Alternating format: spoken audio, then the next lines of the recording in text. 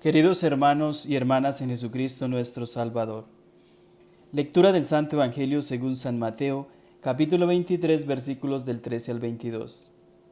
En aquel tiempo, Jesús dijo a los escribas y fariseos: Ay de ustedes, escribas y fariseos hipócritas, porque les cierran a los hombres el reino de los cielos. Ni entran ni dejan pasar a los que quieren entrar. Ay de ustedes, escribas y fariseos hipócritas, que recorren mar y tierra para ganar un adepto, y cuando lo consiguen, lo hacen todavía más digno de condenación que ustedes mismos. Ay de ustedes, ciegos, que enseñan que jurar por el templo no obliga, pero que jurar por el oro del templo sí obliga. Insensatos y ciegos, ¿qué es más importante, el oro o el templo? ¿Qué significa el oro? También enseñan ustedes que jurar por el altar no obliga. Ciegos, ¿qué es más importante, la ofrenda o el altar? ¿Qué significa la ofrenda? Quien jura pues por el altar, jura por él y por todo lo que está sobre él. Quien jura por el templo, jura por él y por aquel que lo habita. Y quien jura por el cielo, jura por el trono de Dios y por aquel que está sentado en él. Palabra del Señor. Gloria a ti, Señor Jesús. En el Evangelio de Mateo encontramos 8 ay de ustedes. Hoy Jesús nos presenta 4 ay de ustedes. Jesús le habla a los hipócritas de aquel tiempo y Jesús hoy a través de este Evangelio le habla a los hipócritas de hoy. Hipócrita es una persona que aparenta o finge tener cualidades y sentimientos que no posee. O sea, es un mentiroso o una mentirosa. Los hipócritas fingen tener lo que no tienen. Cuando el sacerdote, el pastor, la pastora, el político hace cumplir leyes que no vive ni cumple, entonces esa persona es un hipócrita. Cuando mentimos, somos hipócritas. La pregunta que nos debemos hacer hoy es: ¿soy yo hipócrita? ¿Eres tú hipócrita? Cuando disimulo, cuando oculto lo que no deseo que vean los demás y resalto únicamente aquello que me conviene, entonces soy un hipócrita. En otras palabras, cuando soy mentiroso, cuando soy falso, estoy siendo un hipócrita. La invitación de Jesús es a que seamos correctos, a que seamos verdaderos y que vivamos lo que predicamos. Bien, el primer ay de ustedes, que habla Jesús hoy en el Evangelio, es contra los que cierran la puerta del reino. Dice Jesús: ni entran ni dejan entrar. ¿Cómo cierran la puerta del reino? ¿O quién cierra la puerta del reino? Pues presentando a un Dios falso y no aceptando a Jesús, guiando e instruyendo por el mal, guiando y instruyendo o enseñando el mal camino. Alguien que nos motiva a no leer la Sagrada Escritura, alguien que nos motiva a no orar, alguien que nos motiva a no ir a la iglesia, alguien que me puede decir que Dios no existe. Hay personas que le dicen a uno que Dios no existe. Esas personas son las que están bloqueando la entrada al reino. O alguien que me está diciendo: ¿y para qué va a la iglesia? ¿Para qué ora tanto? Esas personas son las que bloquean la entrada al reino. De ahí lo importante de educar a sus hijos e hijas en la fe, de hablarles de Jesús, de Dios, del Espíritu Santo. Y quienes son padres de familia tienen la responsabilidad de educar a sus hijos e hijas en la fe y de hablarles de Jesús. El segundo ay de ustedes es contra los que usan la religión para enriquecerse. Dice Jesús: ustedes explotan a las viudas y roban en sus casas, y para disfrazar hacen largas oraciones. Por esto ustedes van a recibir una condena muy severa. Jesús permite a los discípulos que vivan del Evangelio. Jesús dice: pues el obrero merece su salario. Entonces Jesús permite que los discípulos vivan del Evangelio. Pues Jesús dice que el obrero merece su salario. Pero usar la oración y la religión como medio para enriquecerse, esto es hipocresía y oscurece la buena noticia que es Jesús. Convertir la religión en un mercado no está bien. Cuando convertimos la religión en un mercado, Jesús nos dice que no está bien. Y Jesús expulsa a los comerciantes del templo, citando a los profetas Isaías y Jeremías. Y Jesús dice, mi casa es casa de oración para todos los pueblos, y ustedes han transformado mi casa en una cueva de ladrones. Cuando el mago Simeón quiso comprar el don del Espíritu Santo, Pedro lo maldijo.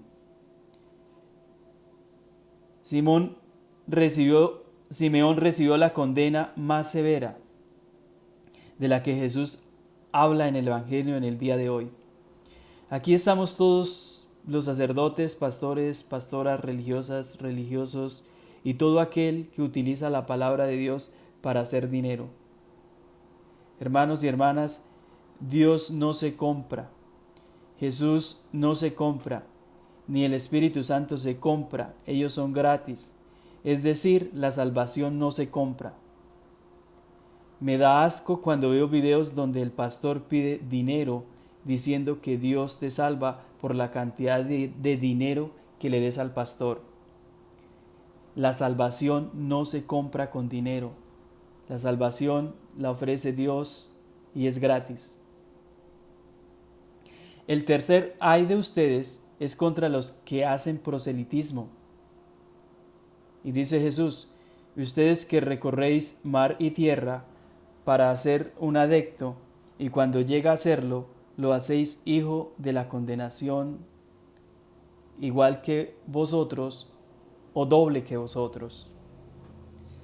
Hay personas que se hacen misioneros, misioneras, y anuncian el Evangelio y van por todo el mundo como reyes de este mundo, y solo quieren conseguir seguidores o borregos para sus comunidades religiosas. Pero se olvidan de llevar el verdadero mensaje que es Jesús. Inclusive hay comunidades religiosas que separan a Jesús, se olvidan de Jesús, hablan más del fundador de la comunidad religiosa y se olvidan de hablar de Jesús. Y sentimos celos si otra persona habla de Jesús. Una vez Juan prohibió a una persona el que usara el nombre de Jesús porque no formaba parte del grupo. Jesús respondió, no se lo impidáis, pues el que no está contra nosotros está con nosotros. Entonces esta es la invitación para que respetemos a las otras personas que también están predicando el Evangelio de una u otra manera. Importante respetar a las otras personas o grupos que hablan de Jesús. Importante entender que Jesús es gratis y que es para todos, y que la salvación no se compra. Hay de quien hace del Evangelio un negocio, y ahí estamos todos los que predicamos el Evangelio y hacemos del Evangelio un negocio. Y los que utilizan el Evangelio para hacer política, los que utilizan el Evangelio para ganar votos. El cuarto ay de ustedes es contra los que viven haciendo juramento, los que juran por cualquier cosa. Jesús nos quiere decir aquí que no debemos jurar por nada ni por nadie de este mundo. Escúchenlo bien, no debemos jurar por nada ni por nadie de este mundo, porque el único compromiso que tenemos es con Dios. El único compromiso que tenemos es con Jesús. Sea vuestro lenguaje así, dice Jesús. Sea vuestro lenguaje así. Sí, sí, no, no. Que lo que pasa de aquí viene del maligno. Jesús dice, si tú le juras a Dios o se consagras a Dios ante el altar, le obliga a cumplir. Y la pregunta sería aquí, ¿cuándo me he consagrado yo a Dios? ¿O cuáles han sido los momentos que yo me he consagrado a Dios, que tú te has consagrado a Dios? Entonces los momentos en los que nos hemos consagrado a Dios son el bautismo, Ahí nos comprometimos con Dios.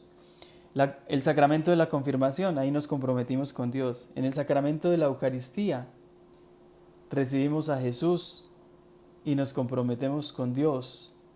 Confirmamos esa fe y le decimos a Dios que sí creemos en Él y nos obliga a cumplirle a Dios. En el sacramento del matrimonio, las parejas se comprometen ante Dios y se juran amor el uno por el otro. El marido a amar a su mujer y la mujer a respetar a su marido. Y en el orden sacerdotal, entonces los que se ordenan sacerdotes, ahí también tienen un gran compromiso de cumplirle a Jesús, de cumplirle a Dios. Una de las virtudes humanas más apreciadas por la mayoría de las personas es sin duda la coherencia de vida. Y en la misma vida de Jesús podemos ver un gran ejemplo de coherencia humana, pues Jesús practica lo que Él predica. Siendo Jesús una persona humanamente bien formada, con principios y valores rectos, la actitud de los escribas y fariseos le parece de lo más reprochable.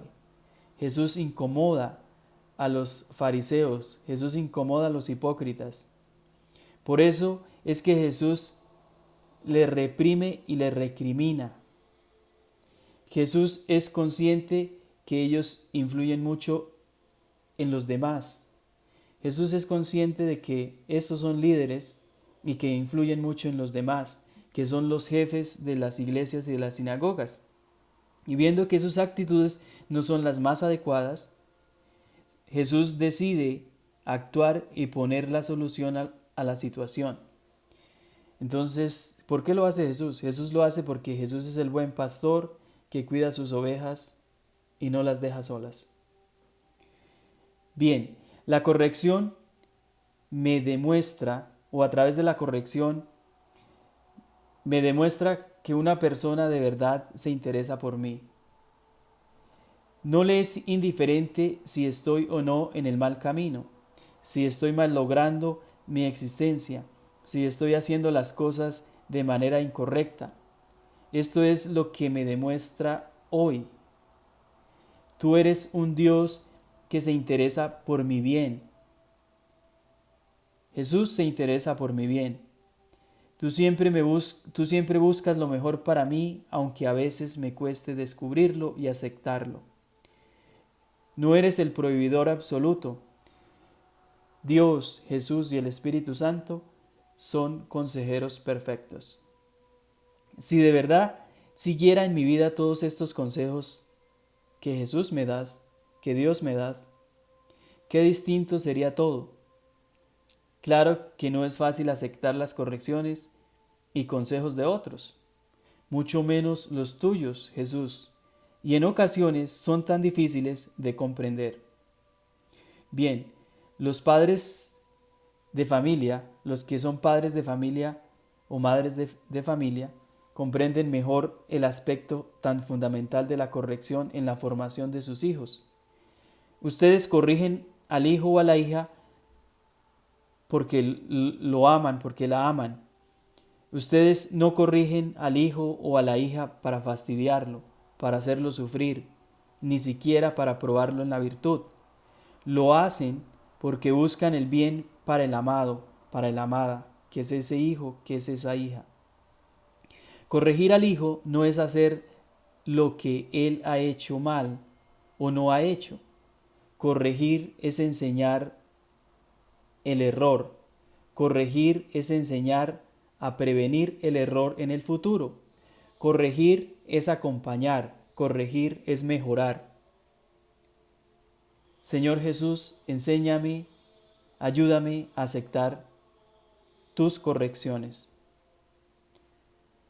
Hagamos un propósito en el día de hoy. Corrijamos algo que hacemos mal. Por ejemplo, si le gusta el chisme o juzgar, hoy no lo haga.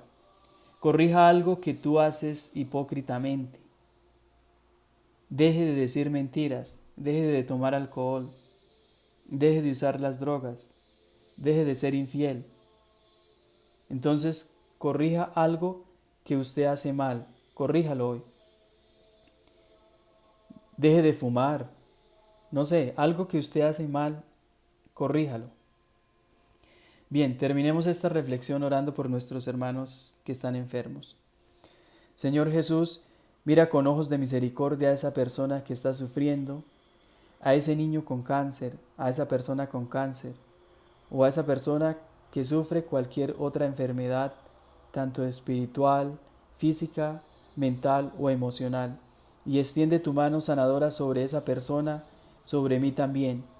Que tus poderes, Señor, dadores de vida, influyan en cada célula de nuestro cuerpo, que influyan en cada célula de esa persona que sufre físicamente y en las profundidades de su alma, límpiala, purifícala, dándole integridad y limpieza en el servicio de tu reino. Amén.